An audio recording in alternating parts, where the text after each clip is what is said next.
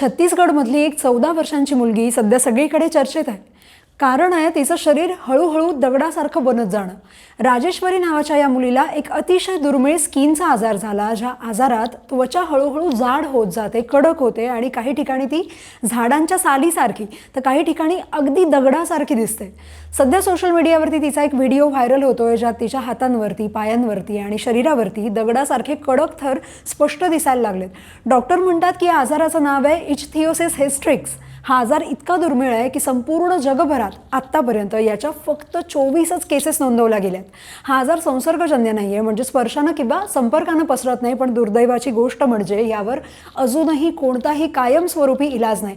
फक्त रोज मॉइश्चरायझर लावणं आणि इतर काही औषधांनी त्याचा त्रास थोडाफार कमी करता येतो.